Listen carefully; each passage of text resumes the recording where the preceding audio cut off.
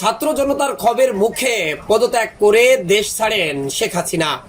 এরপর গত 5 আগস্ট দুপুরের পর থেকে বিক্ষুব্ধ হয়ে ওঠে সারা দেশ। গত 15 দিন ধরে ছাত্র জনতার উপর আওয়ামী লীগ ও পুলিশ বাহিনী যে নির্যাতন চালায়, তারই জের ধরে বিভিন্ন স্থানে পুলিশের সম্পত্তি এবং একই সাথে আওয়ামী লীগের নেতাকর্মীদের বাড়িতে হামলার ঘটনাও ঘটে। এতে বেশ কিছু মানুষের প্রাণহানিও ঘটে। উত্তপ্ত উপজেলা হিসাবে পরিচিত সারা দেশের মানুষের কাছে শৈলকুপা। তবে ব্যতিক্রম এই শৈলকুপা উপজেলা। 5 আগস্টের ওই দিন বিকাল থেকেই শৈলকুপা উপজেলা যাতে শান্ত থাকে, সেজন্য শৈলকুপা উপজেলার বিভিন্ন গ্রামে গ্রামে গিয়ে এবং বাজারে বাজারে গিয়ে দলীয় নেতাকর্মী ও সাধারণ মানুষ ও সংখ্যালঘুদেরকে নিয়ে বসতেন এবং তাদেরকে বলছেন, আমরা একটা স্বৈরাচার সরকারকে পতন করতে পেরেছি, এখন দেশে শান্তি ফিরাতে হবে, আমরা আগের সরকারের মতো কোনো অপকর্ম করব না। ভাবছেন এত সুন্দর কথা বা কাজ কে করছেন?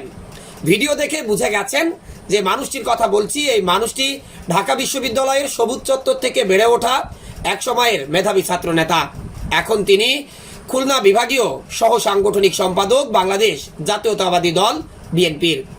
ছাত্র আন্দোলনের প্রথম থেকেই ঝিনাইদহে অবস্থান করে প্রত্যক্ষ ও পরোক্ষভাবে সবসময় ছাত্রদের পাশেই অবস্থান করেছেন এবং ছাত্রদের সব থেকে বিপদের যে সময় অর্থাৎ 4 ও 5 তারিখে ঢাল হয়ে দাঁড়িয়েছিলেন ছাত্রদের সাথে ঝিনাইদহের উত্তপ্ত রাজপথে।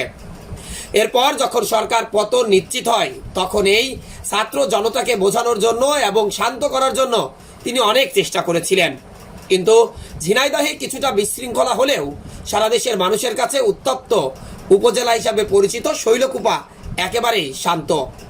ওই দিন বিচ্ছিন্ন কিছু ঘটনা, যেটি শৈলকুপায় কিছুই না শৈলকুপার মানুষের কাছে, এর বাইরে আর কোনো ঘটনাই ঘটেনি।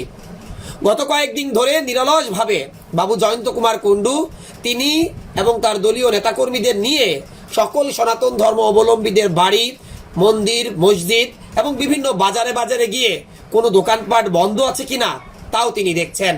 এরপর সকলের পরামর্শে কিভাবে শান্ত রাখা যায়, সবার প্রিয় শৈলকুপা, সেই চিন্তাধারায় তিনি কাজ করে যাচ্ছেন।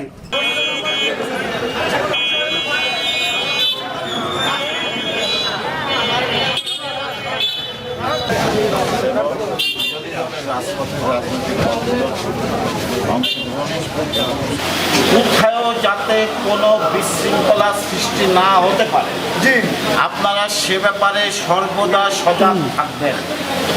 যদি কেউ বিশৃঙ্খলা করে, সেই বিশৃঙ্খলাকারী যেই, আপনারা তাকে ধরে আইনের হাতে, পুলিশের হাতে, সেনাবাহিনীর হাতে দিয়ে দেবেন, সোজা বলতে।